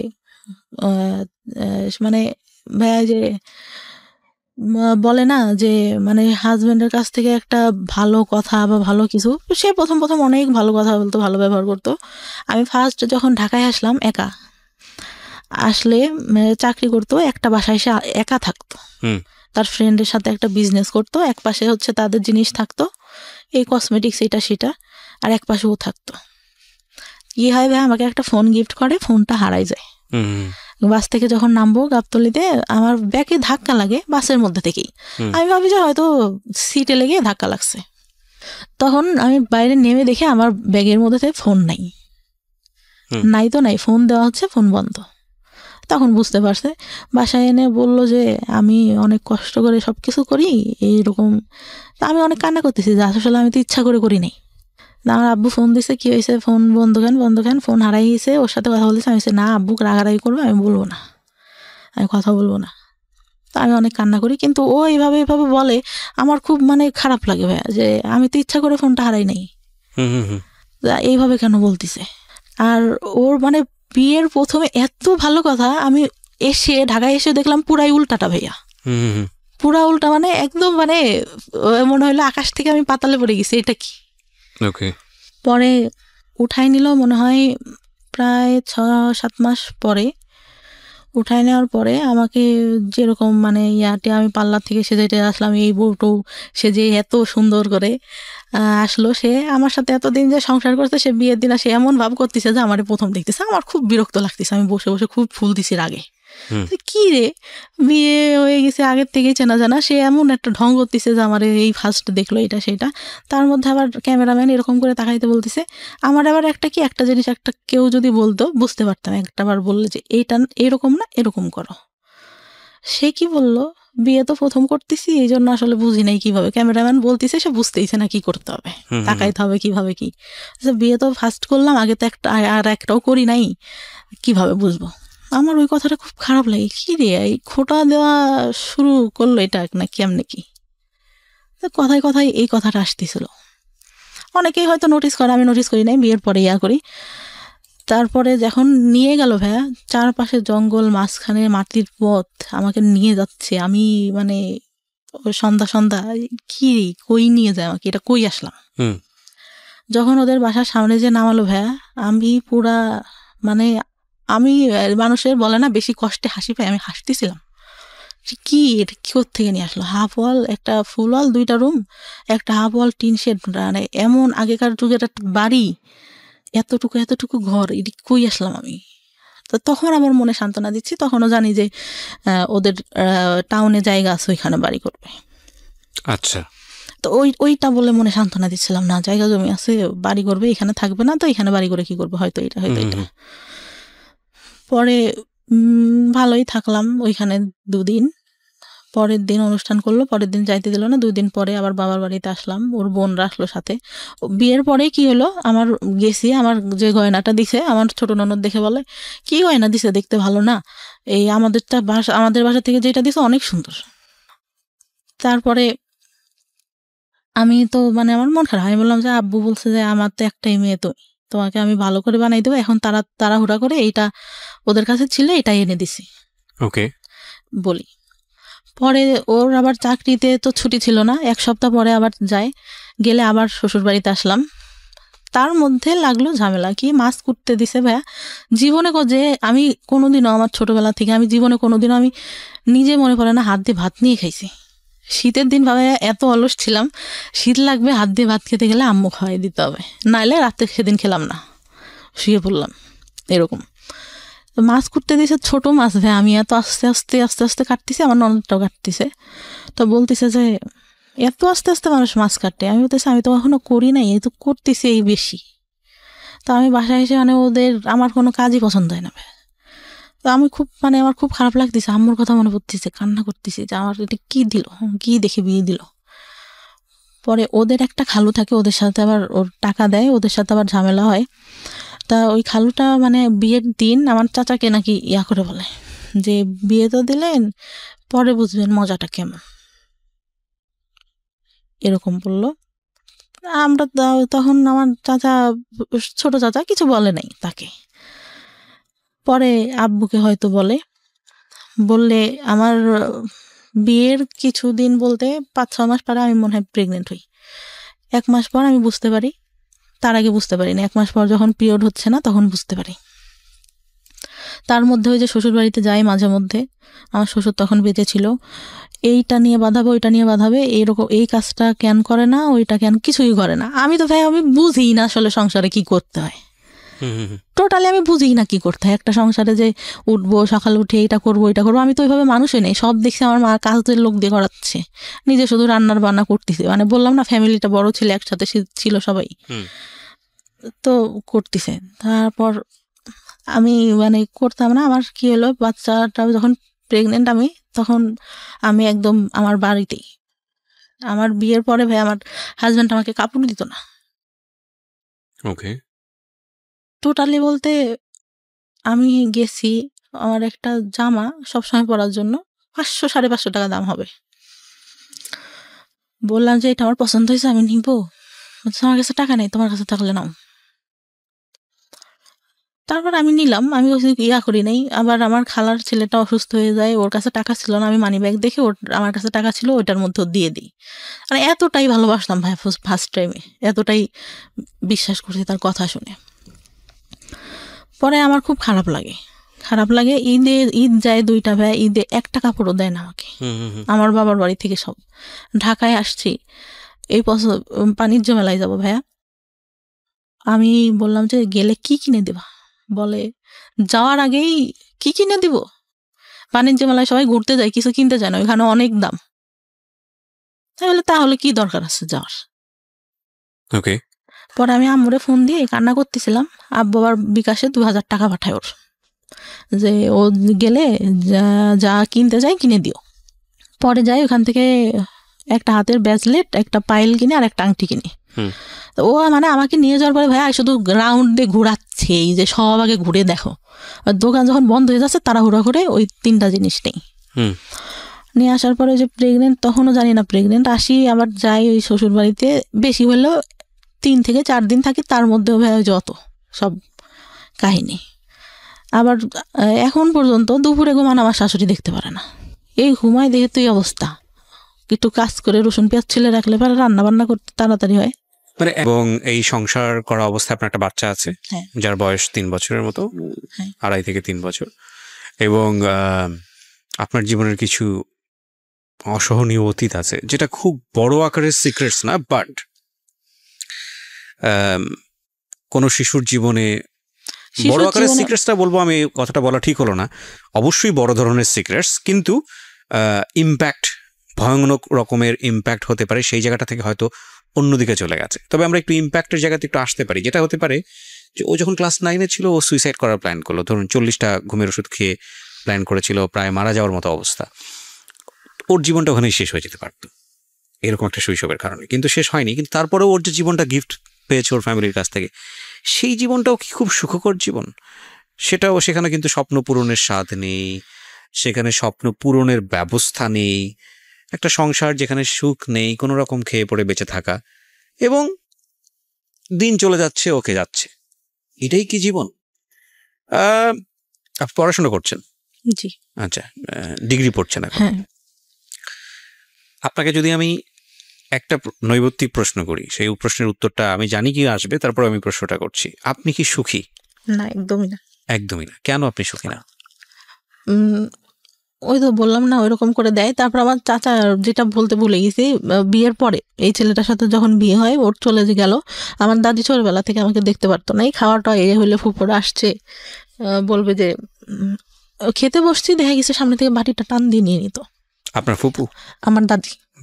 হ্যাঁ, বলতো যে ওরা তো চলে যাবে, তুমি তো বাসায় খাওয়াই, পরে খাবা। মেয়ে বলে হয়তো দেখতে পারতো না। আমার খুব খারাপ লাগতো, আমার ভাইকে অনেক ভালোবাসতো আমার দাদি। হ্যাঁ, এই যে ডিসক্রিমিনেশন, এটা আমাদের সমাজে আছে। পরে এই বিয়েটা হওয়ার পরে কি হলো, ফুপুরা আসছে সবাই, আমার হাজবেন্ড চলে গেছে তখন ঢাকায়। আমি ঘুম থেকে উঠছি, আমার অনেক গলা ব্যথা, আমার টনসিলের প্রবলেম এখনো, আর মাঝে মধ্যে ফুলে টুলে যায়, একদম কথা বলতে সমস্যা হয়, কথা বলতে পারি না। তা খেতে গেছি, আমার ভাবি আমার ভাইকে অনেক ভালোবাসে আমার দাদি। আমি খেতে গেছি, মাংসর বাটিটা সামনে আছে, আমি ডাল নিয়ে মাংসটা নিতে গেছি, উনি কোত্থেকে এসে বাটিটা টান দিয়ে সামনে থেকে নিয়ে নিছে, মানে দড়িও নাই। আমি বলতেছে তুমি কি মাংস নিবা, তোমার ফুপুরা খাইছে, যাওয়ার সময় আবার খাবে। আমার খুব কষ্ট লাগে, তখন কষ্ট লাগে। আর আমি তখন বলি যে না থাক, খাবো না। পরে ভাত মানে গলা ব্যথা, তারপরে কষ্টে গলার মধ্যে আর যাচ্ছে না, যে বিয়ে হয়ে 2 দিন সময় পাইলো না, এর আগে থেকে এরকম করতো, এখনো এই ব্যবহারই। বিয়ের পরেও এটা করেছে আমার দাদি, হ্যাঁ বিয়ের পরে। আচ্ছা, না ঠিক আছে।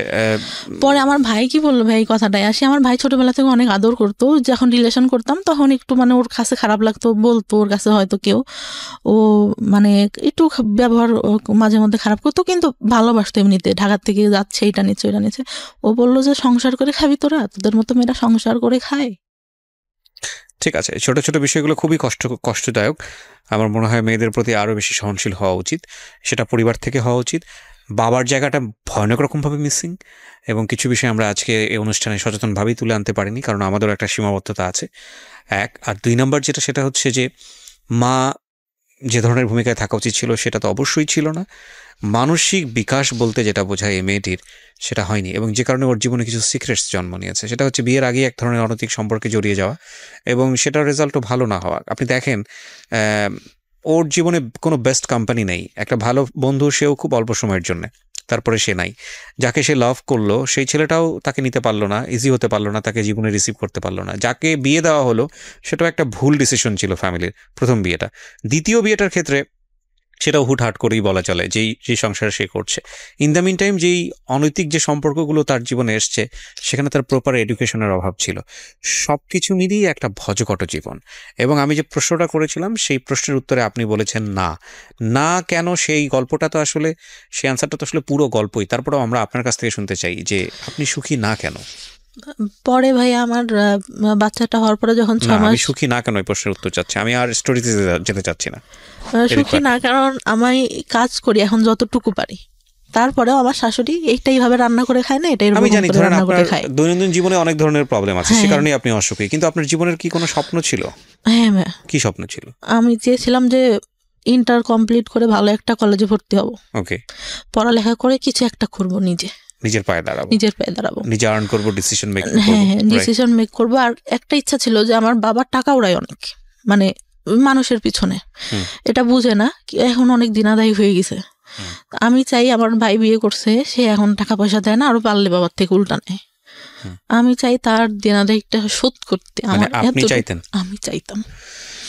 বাবাদের ভুল এই সব জায়গাতেই, এবং হয়তো আপনার মেয়েটা যদি আজকে সেই রকম নিজের পায়ে দাঁড়াতো, তাহলে হয়তো আপনারই জন্য উপকার হতো। এবং আমাদের, আমি সবসময় যে কথাটা বলি, সবসময়ই বলি, এই গল্পগুলোর সাম আপ একটা জায়গায় এসে দাঁড়িয়ে যায়, never sacrifice 2 things in your life. Number 1 is education, and number 2 is your career. এই দুটো জিনিস স্যাক্রিফাইস করলে এগুলো কখনো জীবনে রিটার্ন আসে না। বাকি জিনিসগুলো রিটার্ন আসে, কোনো না কোনোভাবে আমাদের সামনে ঘুরে ফিরে চলে আসে।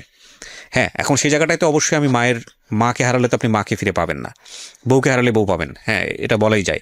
কিন্তু গার্লফ্রেন্ড গেলে জীবনে গার্লফ্রেন্ড আসবে, বয়ফ্রেন্ড গেলে বয়ফ্রেন্ড আসবে। একটা মানুষ জীবন থেকে চলে গেলে তার রিপ্লেসমেন্ট হয়তো অন্য একজন মানুষ হবে, এটা হয়। হ্যাঁ, এখন আমরা যখন লাভ করি তখন আলটিমেটলি এটাই চিন্তা করি যে না, তাকে ছাড়া আমার জীবন বৃথা। আমাদের লাভের স্টাইলটাই এরকম, ধরনটাই এরকম, আমরা অন্য কোনো কিছু চিন্তা করতে পারি না। লাভ সবসময়ই যখন হয় তখন একদম ব্লাইন্ডলি ডিপোজিট হয় সেই জায়গাটাতে। সো ওইটা নিয়ে আমরা, কিন্তু মজার বিষয় হচ্ছে যখন জীবন থেকে ওটা সরে যায় এবং জীবনে যখন সেকেন্ড আর একটা মানুষ আসে, তখন একটা পর্যায়ে গিয়ে মনে হয় কতটা বোকা ছিলাম, কতটা হাস্যকর ছিল এই সময়গুলো, কত না বড় ভুল করেছি, কিন্তু সিচুয়েশনের থেকে সেটা বোঝা যায় না। তো যাই হোক, আমি যে কথাটা বলছিলাম যে জীবনে আসলে এই দুটো জিনিস স্যাক্রিফাইস করলে এই দুটো জিনিস আর কখনো রিটার্ন আসে না, এবং তখন জীবনটা খুব দুর্বিষহ হয়ে ওঠে। কি ছেলে কি মেয়ে, প্রত্যেকেরই স্বাধীনভাবে বাঁচার ক্ষমতা আছে, এবং প্রত্যেকেরই নিজস্ব চিন্তায় বড় হওয়ার সুযোগ আছে। ধরুন, কেন এই দুটো জিনিসের কথা বলি? এই মেয়েটি তার সংসার জীবনে সুখী না, এই মেয়েটি তার পারিবারিক জীবনে সুখী না, এই মেয়েটির একটা বাচ্চা আছে। এই মেয়েটির যদি অন্তত ডিসিশন মেক করার ক্ষমতা থাকতো, যে পৃথিবীর কোনো জায়গা থেকে সে সুখী না, কিন্তু তার ডিসিশন মেক করার একটা ক্ষমতা আছে, অন্তত ওই জায়গাটা সে সুখী হতে পারতো। আর ডিসিশন মেক করার ক্ষমতা তখনই থাকে যখন একটা মানুষ আর্ন করে, যখন একটা মানুষের আয় করার ক্যাপাসিটি থাকে। যে মানুষটার আয় করার ক্যাপাসিটি থাকে না, সে মানুষটার ডিসিশন মেকিং করার ক্ষমতা থাকে না। সুতরাং পৃথিবীর সমস্ত জায়গা থেকে যদি আপনি বঞ্চিত হন, হ্যাপিনেসের জায়গাটা থেকে, আর্ন যদি আপনি করেন, পয়সা রোজগার যদি আপনি করেন, আপনার যদি একটা জব থাকে বা অন্য কোনো যে কোনো বৈধ উপায় আপনি যদি অর্জন করেন, সেক্ষেত্রে আপনার অন্তত একটা হ্যাপিনেস থাকবেই থাকবে। So never ever sacrifice your career, and education না থাকলে ক্যারিয়ার আসবে না। সচরাচর আমরা সেটাই দেখি, ব্যতিক্রম অনেক আছে। তো এডুকেশনও আসলে স্যাক্রিফাইস করা উচিত না। এডুকেশনের স্যাক্রিফাইসনেসটা নিজের জীবনটাকে অনেকখানি দুর্বিষহ করে তোলে। এই মেয়েটির ক্ষেত্রে যেটা হয়েছে এডুকেশনের ক্ষেত্রে, সেটা পারিবারিক ভুল এবং তার নিজেরও অনেকখানি ইচ্ছার অভাব ছিল। একটা সময় তার মনে হয়েছে যে পড়াশোনা করে কী বা হবে, সে যেটা দেখেছে। এবং সব কিছু মিলিয়েই এই রকম জীবন, সমাপ্তির মতো জীবন বাংলাদেশের অনেক মেয়ের আছে, অসংখ্য মেয়ের আছে। কিন্তু একটা কথা হচ্ছে যে আমরা আসলে সুন্দর দিনের স্বপ্ন দেখি, আমরা আগামীকাল নিয়ে পজিটিভ ভাবতে চাই, আমরা বেঁচে থাকি ভালো কিছুর জন্য। আমরা প্রতি মুহূর্তে স্বপ্ন দেখি আমাদের জীবনটা অনেক সুন্দর হবে, যে কারণেই আমরা বেঁচে থাকি। আমরা বিশ্বাস করি সৃষ্টিকর্তাতে এবং একই সাথে আমরা বিশ্বাস করি আমাদের ভাগ্যে ভালো কিছু অপেক্ষা করছে, যে কারণেই সমাপ্তিরা এত স্যাক্রিফাইস করেও তাদের সন্তানদের মানুষ করেন এবং ভবিষ্যতের আশায় বসে থাকেন। ওনার একটা সুখের জায়গা অন্তত আছে, সেটা হচ্ছে ওনার সন্তান। উনি ওনার সন্তানের কাছ থেকে ভালো কিছু আশা করেন। আপনার যদি একটা মেয়ে হয়, আমি একটি প্রশ্নটা করে আজকের অনুষ্ঠানটা শেষ করে দিই। আপনার যদি একটা মেয়ে হয়, আপনি আপনার মেয়েটাকে আপনি কিভাবে বড় করবেন? আমার ভাইয়া মেয়ে। ও আপনার মেয়ে? আচ্ছা, ওর বয়স কত? 3 বছর? 3 বছর। ও, তো আপনার এই প্রবলেমগুলা যেগুলো আপনি ফেস করছেন, এখন আপনি তো বোঝেন যে আসলে কোথা থেকে কি হতে পারে। সো এই বিষয়গুলোকে আপনি ওর দিকে খেয়াল রাখেন? সব সময় ভাই, সব সময়। এই যে যেরকম আমার ও বাবা বা এখনই বুঝাই যে এটা তুমি এইটা করতেছ আম্মু, এটা যদি কেউ করে তুমি আমাকে কিন্তু বলবা, শারীরিক যেটা ওটা, এটা কিন্তু সেনসিটিভ।